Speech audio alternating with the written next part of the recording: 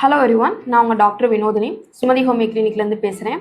இன்றைக்கி நம்ம ஒரு முக்கியமான டாபிக் தான் பார்க்க போகிறோம். என்ன டாபிக்னா ரீனல் கால்குலே.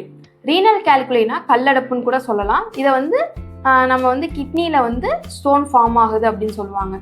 நம்ம அதிகமான deposit of calcium oxalate and uric acid. இது அதிகமாக டெபாசிட் யூரின்ல நிறையா இப்போ உள்ள ஐடியில் வேலை பார்க்குறவங்களா இருந்தாலும் சரி, ஒரு பேங்க் எம்ப்ளாயாக இருந்தாலும் சரி, ஒரு ஸ்கூல் டீச்சராக இருந்தாலும் சரி, எல்லாருமே என்ன பண்ணுறாங்கன்னா யூரின் பாஸ் பண்ணுறத எல்லாருமே அடக்கி வச்சுக்கிறாங்க. அடக்கி வச்சுக்கிட்டு அந்த டைமிங்கில் யூரின் வரதே அவங்களுக்கு மறந்துடுது. அந்த மாதிரி யூரின் அடக்கி மேக்சிமம் கல் ஃபார்ம் ஆகிறதுக்கு முக்கியமான காரணம். அதை யூடிஐ வரும். யூடிஐனா யூரினரி ட்ராக் இன்ஃபெக்ஷன். யூரின் போகிறப்ப எரிச்சல், கடுப்பு, இந்த மாதிரி பேர்னிங் சென்சேஷன், இந்த மாதிரிலாம் வரும். கண்டுக்காமல் விட்டுட்டிங்கன்னா கண்டிப்பாக அது ரீனல் கால்குலேக்கு போய் விட்டுரும். ஸோ இப்போ ரீனல் கால்குலேக்கு என்ன தான் தீர்வு அப்படின்னு பார்த்தோன்னா அதுக்கு நிறையா சொல்யூஷன் ஹோமியோபதியில் சூப்பராகவே இருக்குது. அதை ஃபார்ம் ஆகிறதுக்கு இது மட்டும்தான் காரணமா அப்படின்னு பார்த்தோன்னா கண்டிப்பாக கிடையாது. நிறைய காரணம் இருக்குது.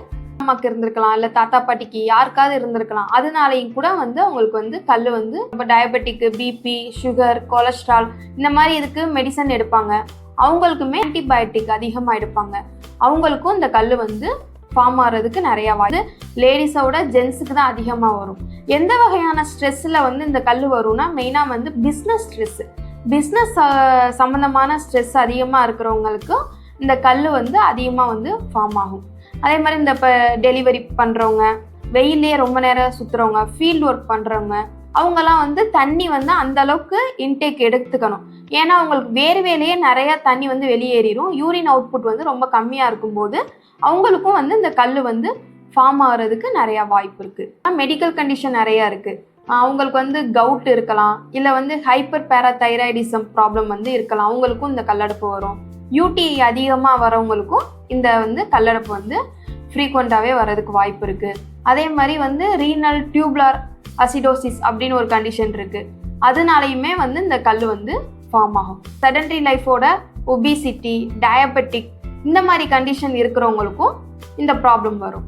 வயிறு சம்மந்தமான விஷயங்கள்னு பார்த்தோன்னா கார்ன் டிசீஸ், அல்சரேட்டிவ் கொலைட்டிஸ் இந்த மாதிரி ப்ராப்ளம் இருக்கிறவங்களுக்கும் அவங்களுக்கு அப்நார்மலிட்டிஸ் ஏதாவது பிறப்புலையே அவங்களுக்கு இருக்கும். அந்த மாதிரி கேசஸ்க்கும் இந்த கல்லடப்பு வரும்.